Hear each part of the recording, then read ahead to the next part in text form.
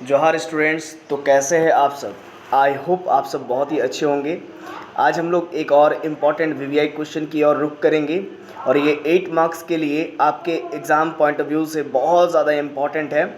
तो इससे पहले बहुत सारे वीडियो लेक्चर्स मैंने अपलोड किया है, उसे अगर आपने नहीं देखा है तो उसको पहले आप देख लीजिए। और ये जो क्वेश्चन है ये 8 मार्क्स आपका फिक्स करता है पेपर नंबर 12 में। जी हाँ, paper number 12 group theory part 2 semester 5 के बच्चों के लिए, ठीक है ना।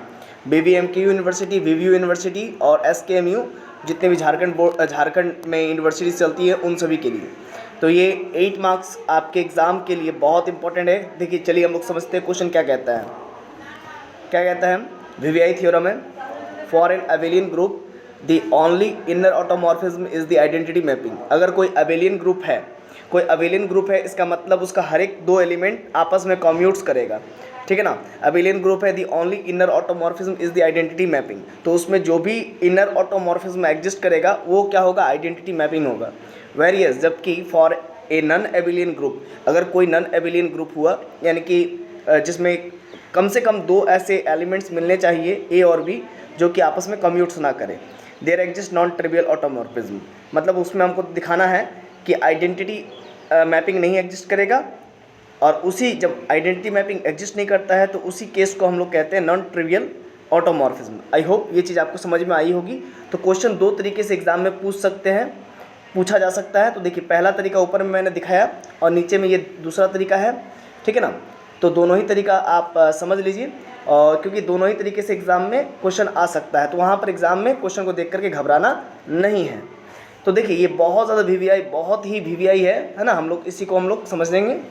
देखिए सबसे पहले हम लोगों को क्या मानना पड़ेगा कि जी एक अबेलियन ग्रुप है, और दूसरा केस जब जी एक नॉन अबेलियन ग्रुप है, तो दोनों ही केसेस में हम लोगों को काम को करके दिखाना है।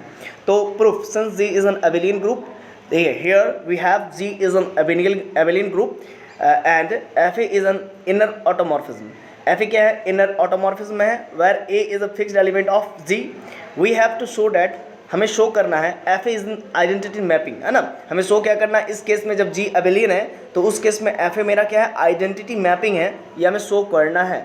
तो लेट कर लेते हैं X belongs to G, X हम जी से ले लेते हैं कोई एक एलिमेंट, और f A x equals to A inverse x a होगा। क्यों? क्योंकि एफ ए मेरा इनर ऑटोमॉर्फिज्म है और ए मेरा क्या है? फिक्स्ड एलिमेंट है जी का। इसी वजह से f A x equals to A inverse x of a होगा।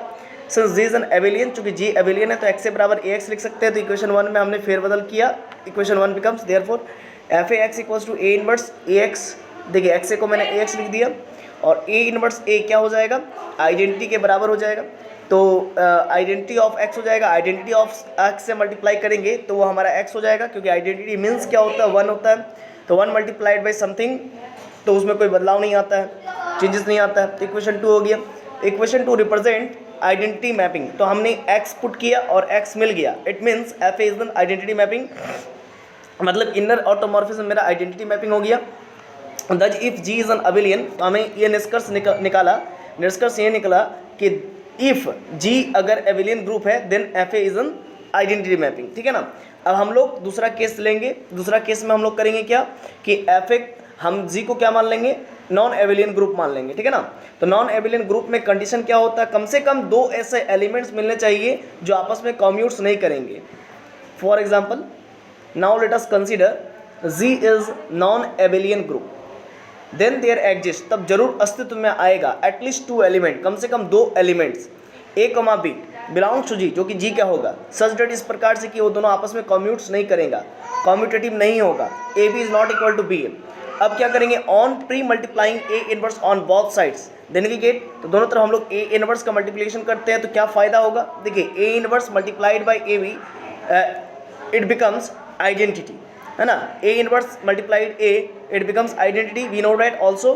And A inverse B of A, what is the meaning of that? Its meaning is F A of B, okay, inner automorphism. तो यहाँ पर हमने देखा कि F A of B is not equal to B, it means identity के बराबर नहीं आया, है ना। तो ये इक्वेशन 3 क्या रिप्रेजेंट कर रहा है कि F A is not identity mapping. ये कब ऐसा हुआ? जब जी मेरा नॉन एबेलियन ग्रुप था। तो when G is a non abelian group, that f A is a non trivial inner automorphism. तो इसी केस को जब एफ ए बी मेरा बी के बराबर नहीं होता है या फिर एफ ए एक्स मेरा एक्स के बराबर नहीं होता है, then this condition is called non trivial automorphism. मतलब ये जो एफ ए मेरा ऑटोमॉर्फिज्म होगा, इनर ऑटोमॉर्फिज्म, ये नॉन ट्रिवियल टाइप का होगा। आई होप आपको ये चीज़ समझ में आया होगा। और ये जो है कि थ्योरम याद करने के लिए आपको जस्ट जो है कि मात्र जो है कि 5 से 6 मिनट लगना चाहिए और इसी में आपको पूरा थ्योरम लर्न हो जाएगा, मुझे उम्मीद है ना। और इसको अगर आप अभी तक नहीं किया है तो इसको ज़रूर से ज़रूर जल्द से जल्द कर लीजिए, क्योंकि ये बहुत ज़्यादा इंपॉर्टेंट है। एग्जाम का 2 दिन आपके पास समय है, ठीक है। और इसी बीच आपको जो है कि 64 नंबर का मैं वेटेज करवाऊंगा, मतलब तैयारी करवाऊंगा, तो ठीक है। तो अगर चैनल पे नए हैं तो सब्सक्राइब कर लीजिए और दोस्तों के बीच शेयर कर दीजिए और साथ ही साथ इस वीडियो को लाइक भी कर दीजिए ताकि हमारा मनोबल बढ़ते रहे। और इसी प्रकार से आप लोगों को मैं समय टाइम टू टाइम वीडियोस देते रहूँ।